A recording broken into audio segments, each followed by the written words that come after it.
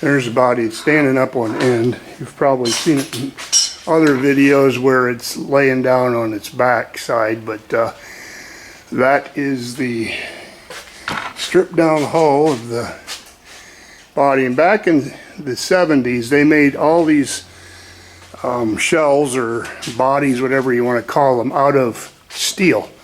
Today they're all made out of aluminum, and so it's a challenge. I mean, there was a lot of areas that had cracks and rusted holes in them and stuff, so I patched all the holes, and an area right up underneath here where it let me see if I can zoom in here.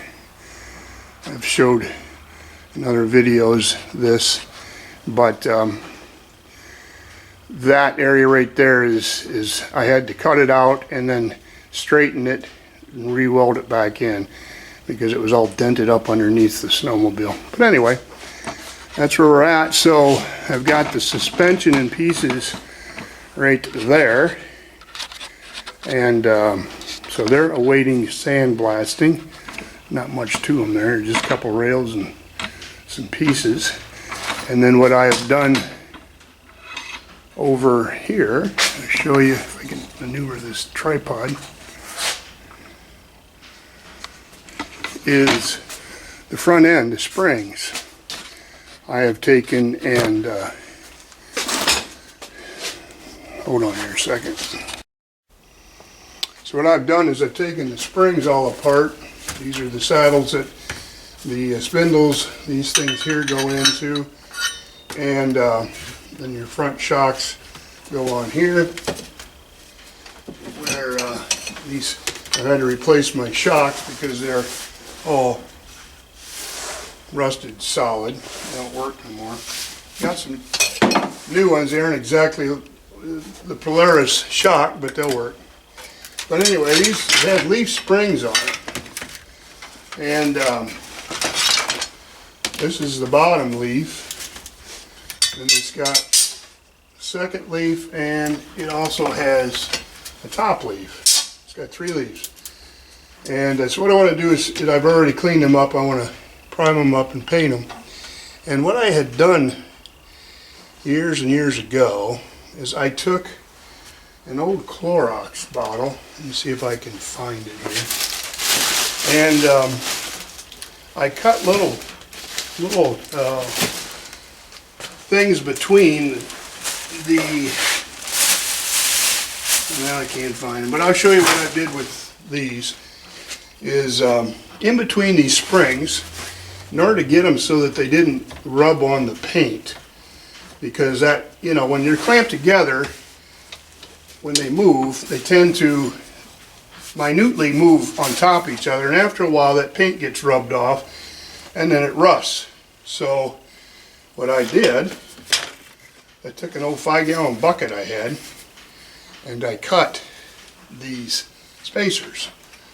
And that bucket is like a nylon, and I put that between the springs. Put one there, and then I got a smaller one that I put up here, and I put this spring up here, and then this gadget goes right up on top, and it's got 2 bolts that hold these springs together, and these all come together and hold this all in place. But anyway, you get the idea. And so what it will do is it will cause a surface for the springs to ride on, so that they'll work smoother, and it won't rub the paint off after they're painted.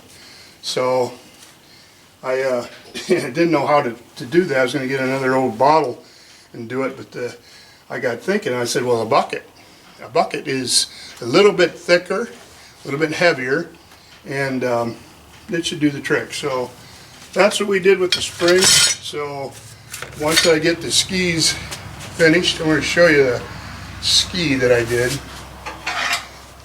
This was one of them, and as you can see, I'm not completely done with it. I'll show you that my sandblaster in a minute here, but you can see the rust, the surface rust, And the reason is it's basically flash rust. It just, after I did it, because what it did was I used a pressure washer and a sandblaster. And I combined the two. There's a gun that you can buy to fasten on to the end of your pressure washer wand, and it will actually got a hose on it, and it draws sand out of a bucket, and then you put it on to your, start it up, and once the pressure washer is working, it draws that sand out, and so you get the combination of the pressure washer and the sand, and it does a fair job, but it eats a lot of sand. And all I could pretty much do, I had 2 5-gallon buckets, is I did 2 skis.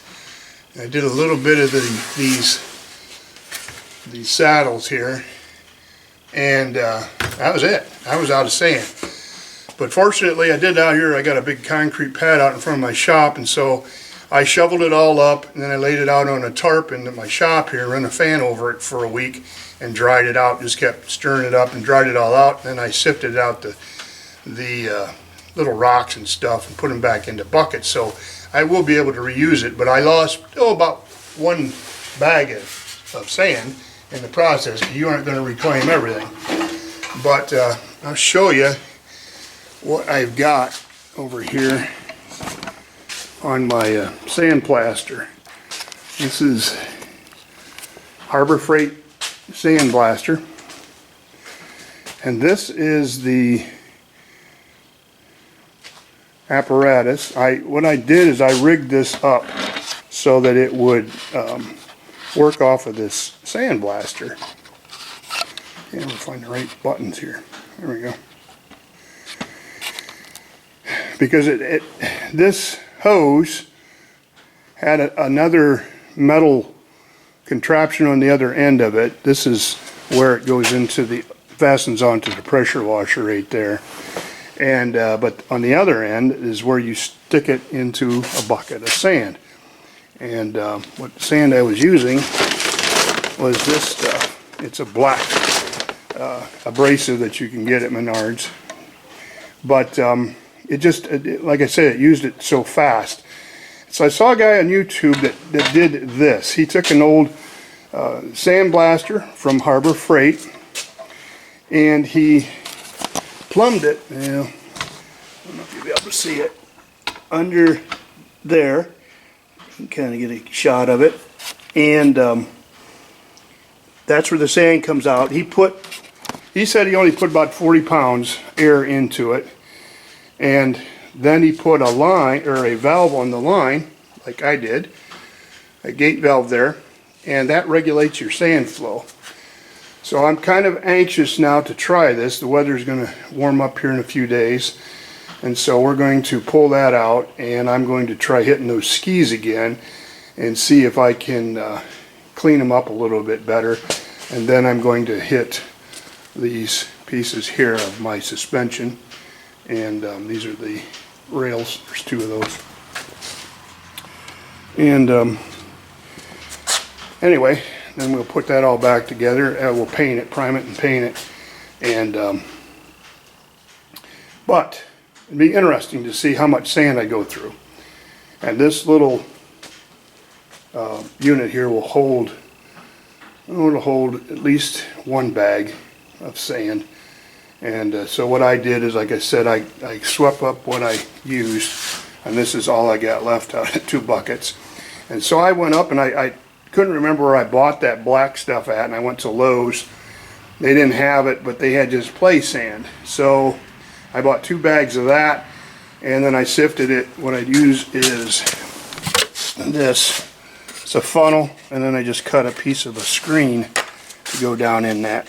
You see that screen?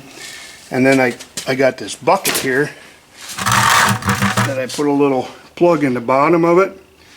I set it up on the sawhorses, and I fill that full of sand. I pull that plug out, and then I hold that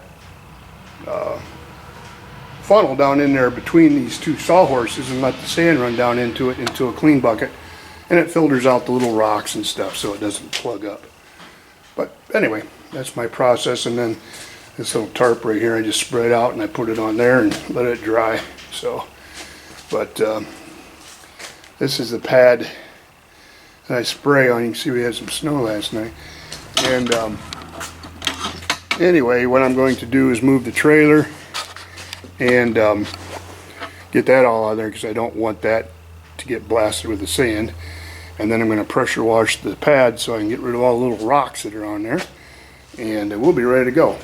So maybe I'll bring you back when I do a little bit of pressure washing. But anyway, that's what's going on in my shop right now. So thanks for watching, and we'll see you soon. Bye.